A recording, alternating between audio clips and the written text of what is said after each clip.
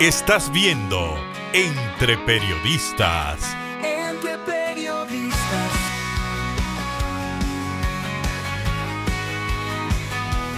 Entre Periodistas, periodismo de verdad. Entre Periodistas, periodismo de verdad.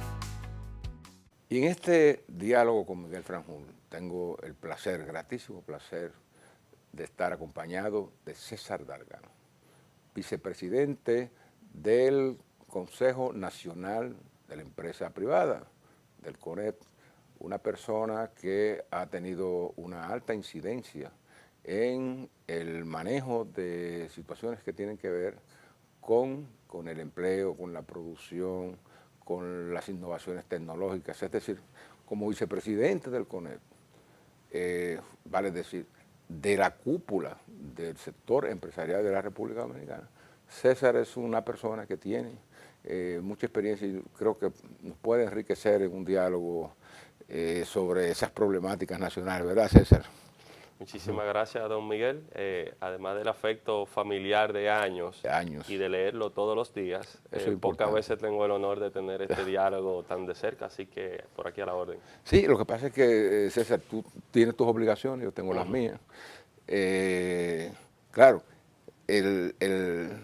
tu carga es mucho mayor, me imagino, porque como vicepresidente del CONEP tú tienes que estar, digamos, atendiendo las necesidades específicas de esa variedad de empresas que son miembros del CONEP. Yo por lo menos me centro en el país, en hacer el periódico todos los días, pero, o sea, observando las corrientes noticiosas que se producen. Sí, entonces, ¿cómo te haces tú? Y yo no discuto cuál carga pesa más, porque hacer un uso responsable de la palabra en estos tiempos es algo que conlleva bastante dedicación.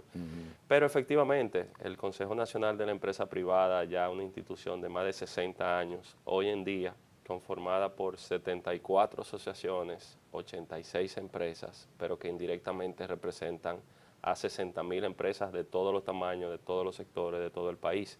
Entonces, esa incluyendo las pequeñas, porque hay una organización para pequeñas. Ustedes también. Incluyendo las pequeñas, don Miguel, porque la gente no se imagina que en nuestro país el 85% de las empresas tienen menos de 15 trabajadores y el 50% de las empresas menos de 15 trabajadores. Entonces, el tejido empresarial nuestro son MIPYMES y eso es algo importante. Es, digamos, como la base fundamental, o sea, lo que está en la base de la pirámide. Y conocer esa realidad de ese tejido, que muchas veces hay intereses contrapuestos, pero cuando se logran identificar los puntos de interés común, hay una visión que trasciende cualquier interés que se pueda plantear. Eso es interesante, César, porque estábamos conversando, o sea, ¿en qué medida un país que todavía depende, digamos, de la mano de obra humana, del talento humano, para producir riqueza, o sea, puede verse expuesto el país a un viento fuerte de tecnologías nuevas que suplantan el trabajo del hombre? O sea, en algún momento ustedes se han planteado ese horizonte de empleos destruidos o empleos o tareas modificadas o cómo responder a... Yo creo que esta conversación es relevante sobre todo por el momento en que la tenemos. Sí. En estos días se celebra el Día Internacional del Trabajo. Claro. Décadas atrás, celebrar el Día del Trabajo era un momento de confrontación, de reivindicaciones, de pugnas, de lucha de clases. Sí, porque habían sindicatos también que no los hay había ahora, sindicatos que representaban a uno y que no eran malos. Y era esa lucha entre la fuerza laboral, el capital, la visión que tenían los estados, pero eso ha quedado atrás. Yo diría que lo que hoy vive el mundo y la realidad propia de la República Dominicana es un ambiente de paz social, es un ambiente de paz laboral.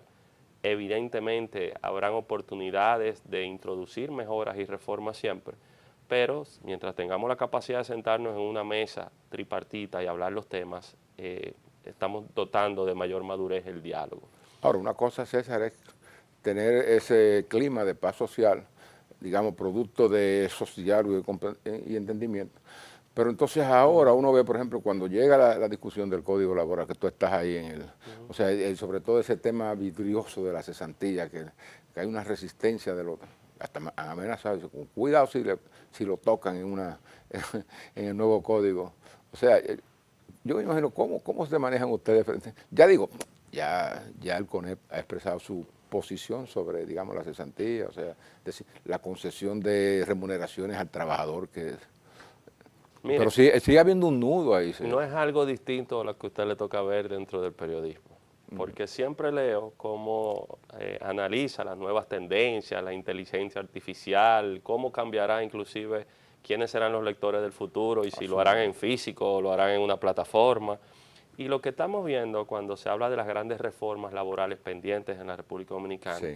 no es una discusión de un tema en específico, sino en cómo entre todos modernizarmos el marco legal que ya tiene 33 años. Nuestro código es del 1992, de un país que no existe y de un mundo que cambió. Antes de la pandemia, y lejos que nos imaginábamos que el mundo se paralizaría, Sí. ya en la Organización Internacional del Trabajo, el tema fundamental de su conferencia ministerial era precisamente el futuro del trabajo. Exacto. Y eso se veía como algo lejos. La mecanización, los robots, los servicios digitales, el trabajo a distancia, las plataformas, eso se veía como algo lejos. La pandemia lo que ha hecho es poner en evidencia que ya eso es parte de nuestra cotidianidad. Claro. Entonces, en muchos aspectos el código tiene oportunidades de mejora y de hecho hemos logrado consensuar entre todos los sectores cómo introducir esas mejoras. Este es un país que más de la mitad de su economía, casi el 60%, opera en la informalidad. Y a veces decimos, mire, eso es lo normal en los países latinoamericanos. No, mientras nosotros tenemos un 57% de informalidad, el promedio en la región es un 51%.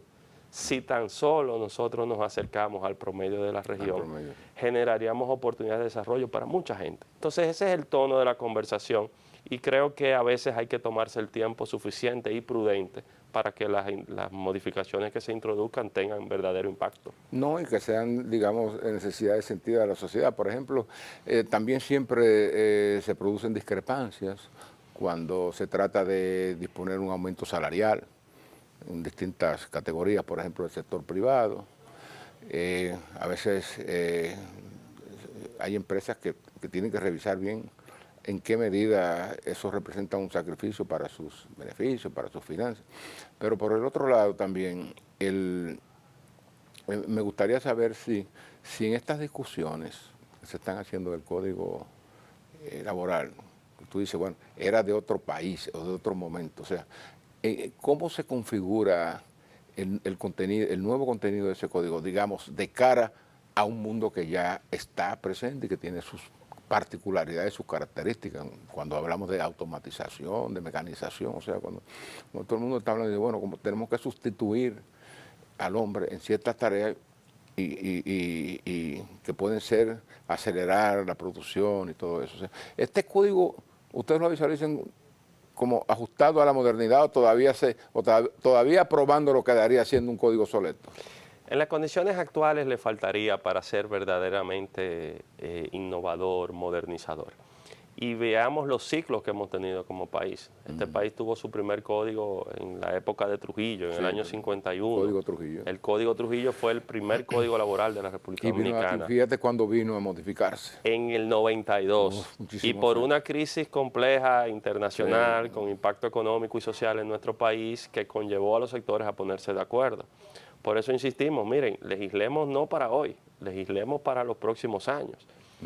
Donde hay avances importantes, por ejemplo, en todo el tema de procedimientos, en uso de medios digitales, en ajuste de los plazos a las realidades, en presentación de documentos, presentación de testigos, y eso iba en detrimento tanto de trabajadores como de los empleadores. Obviamente. Porque un trabajador que tiene alguna situación en su empresa y recurre a un tribunal y tiene que verse forzado a la extensión, a los incidentes, a que muchas veces hay abogados que asumen los casos, lo desinteresan y continúan con actitudes. Bueno, ahora con este departamento de la Procuraduría y sobre la extinción de la pena, o sea, tal vez se aceleren y se resuelvan muchas cosas que andan, muchos nudos que andan, Pero incluso al hasta final que del tienen que día, abarcar hasta la propiedad también. Al final del día yo creo que resulta hasta tedioso y quizás hay gente que no están viendo y dicen, aquí están de nuevo hablando del código, esto.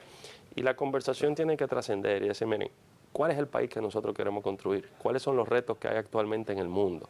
Quizás hace algunos meses nosotros Pero podíamos... César, para eso hay que tener también afinada la visión de futura, porque en un país cortoplacista, donde todo el mundo quiere, como tú dices, resolver ahora lo de ahora, no, tenemos que ver hacia el camino, cómo columbramos el camino que hay allá. Ese es el problema. Fíjate que aquí no han progresado ningunos proyectos de estrategias de largo plazo, de 20 años.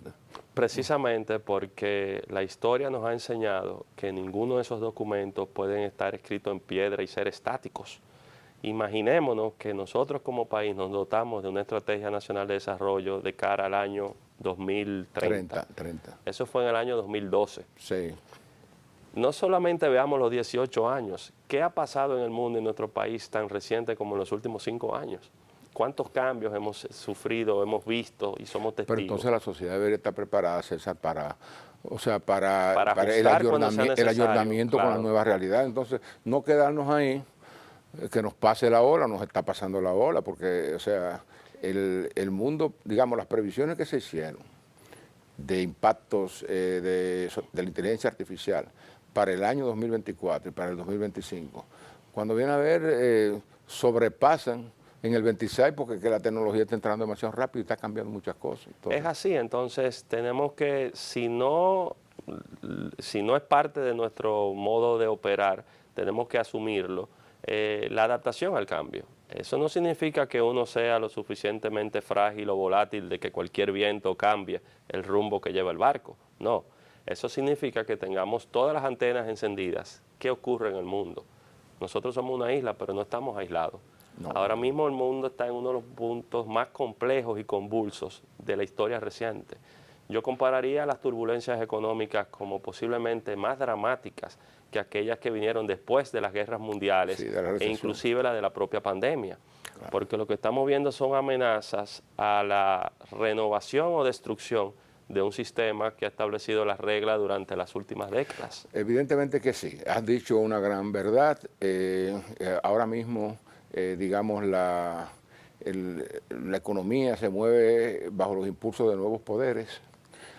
Por ejemplo, en el caso, César, de República Dominicana, y hablando de las empresas que forman parte de su consejo, ¿en qué medida ustedes sienten que puede haber incertidumbre en cuanto al futuro de los mercados, tanto del mercado local como de los mercados extranjeros, en la medida en que esta guerra de aranceles, que me parece que son más que nada, digamos, reyertas temporales entre las grandes potencias, o sea, castigándose con los aranceles? ¿En qué medida, o sea, los canales de distribución, de mercancía, de comercio, del intercambio comercial, pueden afectar a la República Dominicana, o sea, cuando se encarecen o cuando pierden fluidez o calidad, todo eso, o sea, que, porque hay que verse, o sea, en el espejo de esa transformación, de esa lucha, de esa disputa que hay, o sea, ¿cómo se está sintiendo eso aquí? Yo creo que el perfil del empresario dominicano contemporáneo, de cualquier sector de nuestra economía, se basa en 3 características fundamentales. Ha sido resiliente y lo ha demostrado. Sí. Recordemos en la pandemia cuando en muchos países las noticias eran como los anaqueles se vaciaban, las filas, la escasez. Este país fue autosuficiente para enfrentar un reto de esa dimensión. ¿Cuál es la relación entre Estado y mercado? Hay una visión, y le diría que hasta ideológica, muy personal de cada quien, pero soy de los que cree que el Estado tiene que ser tan grande como sea necesario y tan pequeño como sea posible. El Estado debe asumir su rol de regulador, de facilitador, de autoridad, poner orden. Sin embargo, no visualizamos ese gran Estado haciendo roles de empresa, vinculándose directamente en las operaciones del mercado. Y digo esto porque nosotros estamos fuera de ciclo. si nos comparamos con los países de la región y estas olas populistas que han cambiado el rumbo de los mismos, nosotros tenemos una realidad muy distinta. Aquí en los últimos 30 años, lo que eran los partidos tradicionales prácticamente han desaparecido. Sí, han perdido el capacidad, impacto, el punch para influir y cambiar las cosas. No han sido sustituidos por movimientos anárquicos populistas, sino que lo que ha ocurrido es que han germinado en nuevos partidos. Entonces aquí todavía los partidos tienen una continuidad. No, y nuevos interlocutores también. Nuevos interlocutores. No en este país se suspendieron 2 elecciones en el año 2020 sí, y aún con el trauma que generó, la vida siguió. Sí, pero ya comenzó poca gente a ir a las elecciones, que eso es otro síntoma. Ese es un tema que genera preocupación, pero en cuanto al populismo, por eso yo resaltaba la necesidad de apoyar lo que realmente vale la pena, en que los mensajes, en que la comunicación que reciba la población sea acorde a unos estándares mínimos y principios éticos. Cuando vemos que desde cualquier plataforma se abusa y es un exceso de libertinaje en muchos casos y se ensucian y se enturbian reputaciones, se distorsiona la realidad, tenemos que construir un muro que no permita que eso sea lo que pueda seguir avanzando en nuestro país. Sí, bueno, finalmente César, hay también se percibe en el mundo también dentro de estos movimientos de cambio, cómo en algunos gobiernos se está promoviendo la reducción de impuestos, eliminación de impuestos para las clases medias, para los trabajadores simples y llanos, con la finalidad de procurar que su poder adquisitivo tenga un mayor valor que el que tiene ahora. Por ejemplo, con una canasta se dice de 46,000 pesos, con un ingreso mucho menor que ese. ¿Cómo el empresariado dominicano valora, digamos, esas tendencias hacia una reducción muy general de toda eliminación de impuestos? Yo creo que todos estamos de acuerdo de que el Estado necesita más recursos, que con los recursos actuales no es suficiente para hacer las inversiones de capital y suplir las necesidades de la población. O hacer las inversiones prioritarias, porque cuando ven a ver se hacen inversiones en otras cosas que no son prioritarias. Y precisamente por eso dijimos, mira, el año pasado cuando se discutía la reforma fiscal hay 3 componentes de acciones. Una de ellas tiene que ver con racionalización y uso eficiente del gasto. Eso implica eliminar solapamientos, duplicidades, gastos excesivos. Sí. Un segundo eran medidas administrativas no tributarias. ¿A qué me refiero? Eficientización. Aquí en República Dominicana, en las condiciones actuales sin reforma, de cada peso que el Estado puede percibir de cobro del ITEVI, apenas está recibiendo 34 centavos. 18 centavos no lo está recibiendo porque son parte de algún régimen especial, pero el resto, más de 50 centavos, es ineficiencia, es contrabando, es ilícito, es informalidad.